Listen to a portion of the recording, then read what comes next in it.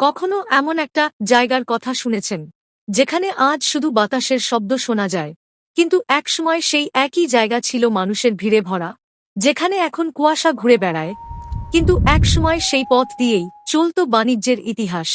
হিমালয়ের গভীরে এমন একটা গ্রাম আছে যা মানচিত্রে এখনও আছে ঠিকই, কিন্তু মানুষের স্মৃতি থেকে প্রায় মুছে গেছে।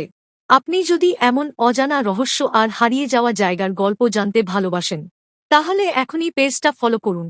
এই নির্জন পাহাড়ি পথ দিয়েই একসময় ঘোড়ার সারি চলত, ব্যবসায়ীদের আওয়াজে ভরে থাকত চারপাশ। দূর পাহাড় পেরিয়ে মানুষ আসত এখানে, তাদের সঙ্গে থাকত পণ্য, স্বপ্ন আর এক অজানা যাত্রার গল্প। এই জায়গাটা শুধু একটা গ্রাম ছিল না, এটা ছিল দুই দেশের মাঝে এক জীবন্ত সেতু। ভুটানের পাহাড় থেকে ব্যবসায়ীরা নামতেন, নিয়ে আসতেন পশম, ঘি, পাহাড়ি ফল, আর এখান থেকে নিয়ে যেতেন নুন, চিনি আর প্রয়োজনীয় জিনিস। এটা ছিল এক অদ্ভুত বিনিময়ের জায়গা, যেখানে সীমান্ত মানে ছিল না বিভাজন, বরং ছিল সম্পর্ক। আর এই পুরো অর্থনীতির কেন্দ্র ছিল এক বিশেষ ফসল, যাকে অনেকে বলতো কালো সোনা, মানে কালো এলাচ। এর সুবাসে ভরে থাকত পুরো অঞ্চল।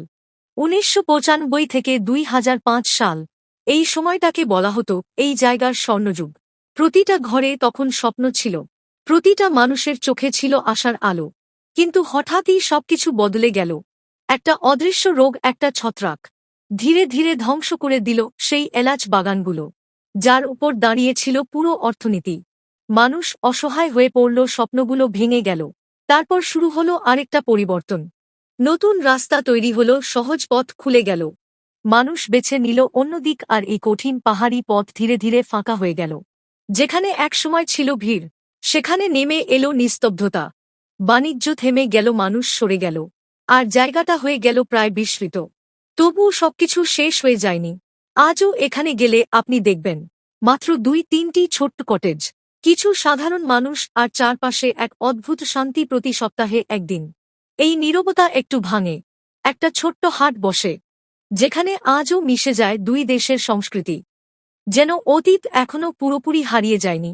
এই জায়গার জঙ্গলের ভেতরে লুকিয়ে আছে আরও রহস্য, একটা পাহাড়ি ঝর্ণা, যার জল নিয়ে আজও নানা গল্প শোনা যায়। কেউ বলে এতে আছে ঔষধি গুণ, কেউ বলে এ শুধু বিশ্বাস, কিন্তু সত্যিটা আজও অজানা। আর চারপাশে রয়েছে গভীর জঙ্গল, যেখানে প্রকৃতি এখনও নিজের মতো বেঁচে আছে। নীরবতা, কুয়াশা, আর এক অদৃশ্য ইতিহাস।